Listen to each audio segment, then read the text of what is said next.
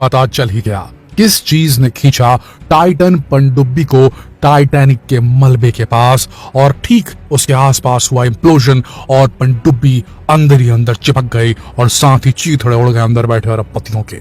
वो चीज कौन सी थी, इसे समझने के लिए पहले आपको क्रोनोलॉजी समझनी होगी। क्रोनोलॉजी कि किस प्रकार से ये जो घटनाक्रम है ये हुआ, और इस घटनाक्रम के पीछे जो सबसे बड़ा कल्प्रिट है वो निकल कर सामने आ रहा है खुद का खुद ओशन गेट। जी हाँ, अभी वैसे तो जांच चल ही रही है, लेकिन जांच के नतीजे आने से पहले कुछ ऐसे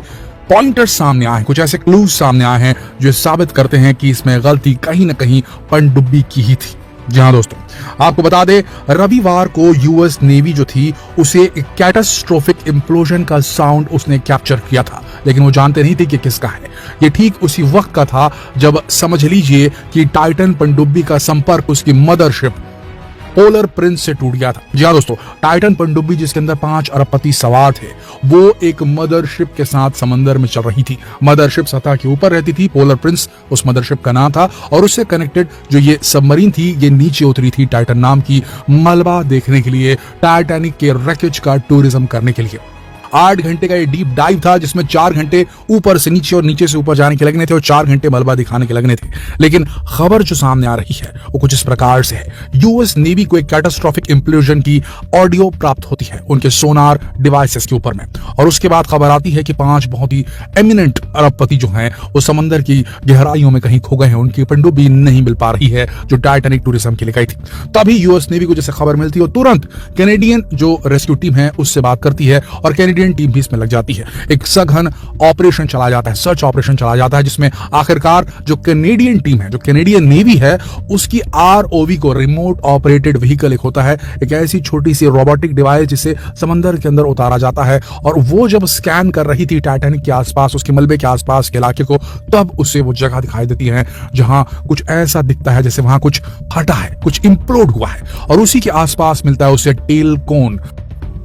टाइटन पनडुब्बी का पिछला हिस्सा जिसमें 5 अरबपति सवार थे। और उसके बाद सारी चीजें एकदम साफ हो जाती है, क्योंकि जो व्यास था, जो सरकमफरेंस था जहां पर वो इंप्लोड होने वाली जगह थी। देखिए दोस्तों, जिस प्रकार से सतह में हम चलते हैं, जमीन पर हम चलते हैं तो लोगों के फुटप्रिंट लिए जाते हैं, उसी प्रकार से जो अनछुई जगह है, समंदर की तलहटी का अनछुई जगह होती है, वहां कोई चलता नहीं है, लेकिन वहां कोई मार्क बना रहे तो डेफिनेटली उसका बहुत बड़ा सिग्निफिकेंस होता है। तो कुल मिलाकर जो वहां फटने का, जो इंप्लोड होने के जो निशान थे वो साफ दिखा रहे थे। जो साइज था इंप्लोजन को बिल्कुल पनडुब्बी के साइज से मैच खाता था, और वहां टुकड़े मिलना शुरू हो गए पनडुब्बी के, जिससे ये कयास लगाए गए कि अंदर बैठे जो लोग थे उनका बचना और उनका मिलना दोनों मुश्किल है, क्योंकि जिस प्रकार की लहरें समंदर के ऊपर चलती हैं और वो किसी भी चीज को सैकड़ों किलोमीटर दूर तक फेंक सकती है, ठीक उसी तरीके से समंदर के नीचे काफी दबाव और प्रेशर रहता है, और यहाँ जो करंट चलता है, यहाँ जो अंदर ही अंदर लहरें चलती हैं, बड़ी से बड़ी चीज को कईयों किलोमीटर तक आगे पीछे कर सकती है। तो ऐसे में उनका शरीर जो है मिलना बेहद मुश्किल। लेकिन यहाँ पर जो सबसे बड़ा खुलासा हो रहा है वो ये हो रहा है कि एक बाप बेटा, एक और अरबपति बाप और उसका बेटा, जो अरबपति उनका नाम है जे ब्लूम और उनके बेटे का नाम है शॉन ब्लूम, इन लोगों को भी अप्रोच किया गया था स्टॉकटन रश के द्वारा। स्टॉकटन रश कौन? जो कि ओशन गेट कंपनी के सीईओ थे, जिनका ये बेबी प्रोजेक्ट था, समझ लीजिए। ये जो टाइटन पनडुब्बी थी और उसमें बैठाकर लोगों को टाइटैनिक का टूरिज्म कराने का, टाइटैनिक के मलबे का टूरिज्म कराने का आइडिया समझ लीजिए इन्हीं की कंपनी का था, और उसके सीईओ थे स्टॉकटन रश, जो कि इस पनडुब्बी के अंदर भी बैठे थे, जो दुर्घटनाग्रस्त हो गई और इनकी भी जान चली गई। इसमें बताया जाता है कि स्टॉकटन रश ने जे ब्लूम और शॉन ब्लूम, इन बाप बेटे की जोड़ी को कांटेक्ट किया था कि वो भी हमारे साथ चले इस मिशन में, उन्हें भी टिकट सेल करना चाहते थे स्टॉकटन रश। लेकिन जे ब्लूम ने कहीं ना कहीं इसमें कुछ सस्पिशियस देखा, और उसके बाद उनके जो बेटे हैं शॉन ब्लूम, उनका कहना है कि मैंने जब इसे देखा, इस पनडुब्बी के डिजाइन के बारे में सुना स्टॉकटन रश से, तो मुझे डाउट हुआ और उन्हें लगा कि कहीं ये पनडुब्बी जो है ये भार सह पाएगी। अथाह समंदर का, इतने गहरे समंदर का इसका साइज देखिए बेहद छोटा है, साथ ही इसका जो मटेरियल था वो कार्बन फाइबर से बना था, कार्बन फाइबर और टाइटेनियम से मिलकर बना था।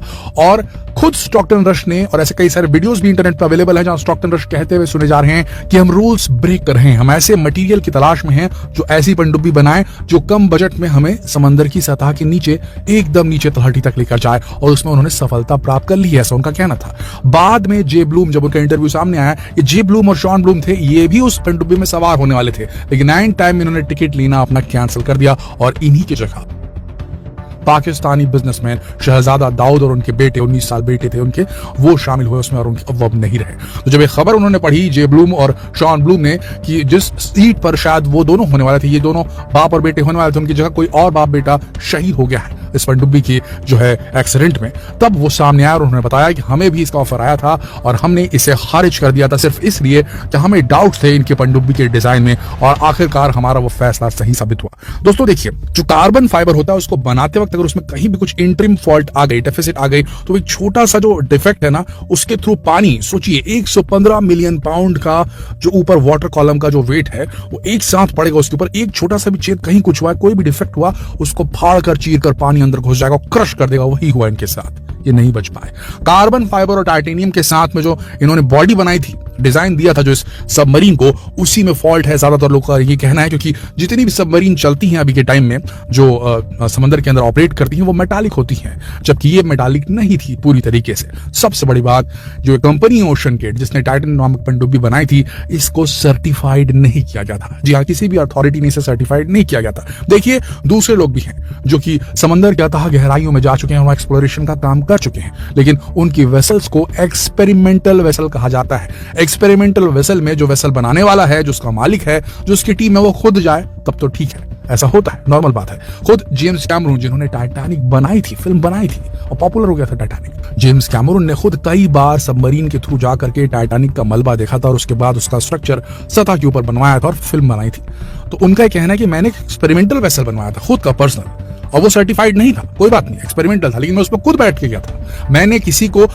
बुला करके, सीट बेच करके, टिकट बेच करके किसी को नहीं बुलाया था। तो अगर आप किसी को 2.5 करोड़ रुपए की टिकट बेच रहे हैं तो उसकी सुरक्षा की जिम्मेदारी आप ही के ऊपर होता है। तो ऐसी स्थिति में ओशन गेट की जिम्मेदारी है इस शिप के साथ जो हुआ वो। लेकिन ओशन गेट का कहना है कि भैया, इस प्रकार के एक्सप्लोरेशन में सबके अलग अलग मत होते हैं, सभी लोगों के पनडुब्बी को किस प्रकार का डिजाइन होना चाहिए सबके अलग अलग मत है। सभी साइंटिस्टों के अलग अलग मत हो सकते हैं, सभी डिजाइनर के अलग अलग मत हो सकते हैं, हमारे अलग मत थे। ये एक दिन में बनाई गई पनडुब्बी नहीं थी, ये 14 साल हमने ऐसी स्थिति में तब देखा जा रहा है कि पनडुब्बी जो कह रहा है कि इसमें ओशन गेट का बहुत बड़ा हाथ है। जी हाँ दोस्तों, स्टॉकटन रश जो सीईओ है, उनके बारे में जे ब्लूम ने खुद कहा है, वो अरबपति जो जाने वाले थे, बाद में उन्होंने टिकट कैंसिल करा दी। जे ब्लूम उनका कहना है कि इनका जो रिस्क टेकिंग एपेटाइट, ये उन्हीं के वर्ड है, उनके रिस्क टेकिंग एपेटाइट है वो ज्यादा था, उनकी रिस्क लेने की भूख काफी बड़ी थी, ये उनका कहना है जे ब्लूम का स्टॉकटन रश को लेकर के। देखिए, हम सब जानते हैं कि ocean is scarier than space, यानी कि समुद्र जो है वो ज्यादा भयावह है अंतरिक्ष के मुकाबले। जी हाँ दोस्तों, हर एक इंच पर एक एम्पायर स्टेट बिल्डिंग जो कि लेड से बनी है, उसका भार पड़ता है हर एक इंच पर जब आप पानी के नीचे सतह पर पहुंच जाते हैं, उस जगह पे जहां पर टाइटैनिक डूबा हुआ है। तो ऐसी स्थिति में ये बेहद गलत है। जेम्स कैमरून की बात माने तो उनका यह कहना है कि जिस प्रकार से इस कंपनी ने टिकट बेच करके लोगों को बुलाया, तो सुरक्षा की जिम्मेदारी इनकी है, और ये सर्टिफाइड करा बगैर अपनी इस पनडुब्बी को कैसे उतार दिया। एक्सपेरिमेंटल वेसल होती तो उसका मालिक खुद उतरते तब तो ठीक था, लेकिन अगर इसमें इसका मालिक नहीं उतर रहा है, बल्कि लोगों को टिकटें बेची जा रही है और वहां पर लोग टिकट खरीद रहे हैं और उसके बाद उसमें जा रहे हैं और उनकी मृत्यु हो रही है, तो इसका जिम्मेदार कौन होता है। जेम्स कैमरून ने यह तक कह दिया कि टाइटन पनडुब्बी को बनाने वालों के अंदर भी वही एरोगेंस था, वही एक घमंड था जो टाइटैनिक बनाने वालों के दिमाग में था, जिसकी वजह से टाइटैनिक डूबी और अब टाइटैनिक के जस्ट बाजू में टाइटन पनडुब्बी भी रेस्ट कर रही है। तो दोस्तों, कुल मिलाकर ये बताया जा रहा है कि ये जो पूरी घटना घटी, इसमें जो पनडुब्बी का डिजाइन था, जो मटेरियल इसमें इस्तेमाल किया गया था, इसकी ही सबसे बड़ी गलती थी। इवन ये भी खबर निकल कर आ रही है कि ओशन गेट कंपनी में एक व्यक्ति ने ज्वाइन किया था, जो कि पनडुब्बियों के विशेषज्ञ के रूप में उन्होंने ज्वाइन किया था। स्कॉटलैंड के थे वो एक्सपर्ट, सबमरीन एक्सपर्ट, जिनका नाम था डेविड लॉकरिज। 2017 में इन्होंने ओशन गेट ज्वाइन की थी कंपनी, और जब उन्होंने स्टडी किया इस टाइटन पनडुब्बी के डिजाइन, तो उसमें उन्होंने बताया कि इसमें काफी सारे डिफेक्ट थे, जिसके बारे में उसने कंपनी के सीईओ स्टॉकटन रश को बताया, और उस समय कंपनी ने उन्हें चुप रहने के लिए कहा। और इवेंचुअली उन्होंने ये खबर जो थी, जब उन्हें लगा कि भैया इसकी टिकटें बेची जा रही हैं, लोग इसमें बैठकर जाएंगे, इससे खतरा हो सकता है, जब उनकी बात नहीं सुनी गई उस कंपनी के अंदर, तो उन्होंने इसकी रिपोर्ट जो है वो पब्लिक कर दी। तो कंपनी की अंदर की रिपोर्ट प्राइवेट से पब्लिक कर देने के इल्जाम में जो ओशन गेट कंपनी थी, उन्होंने डेविड लॉकरिज को नौकरी से निकाल दिया था। तो अब ये भी एक खबर सामने आ रही है। तो कुल मिलाकर देखा जा रहा है कि एक बहुत बड़ा रिस्क लिया गया था, जिसके चलते 5 लोगों की जान सीधे सीधे चली गई। तो दोस्तों, ये थी वो असली वजह जिसके चलते ऐसा लगता है कि जो पनडुब्बी थी वो खींची चली गई अपनी मौत की तरफ। आशा करते हैं इस वीडियो से आपको वो सब जानने को मिला होगा जो आप जानना चाहते थे इस घटना के बारे में। अगर ये वीडियो आपको रोचक, इंटरेस्टिंग और ज्ञानप्रद लगी तो इसे अपने तक सीमित ना रखें, इसे शेयर करें फेसबुक पर, व्हाट्सएप पर, यूट्यूब पर। जल्द मिलते हैं आपसे अगली वीडियो में, तब तक के लिए आप सबका इस वीडियो के अंत तक बने रहने के लिए दिल से धन्यवाद।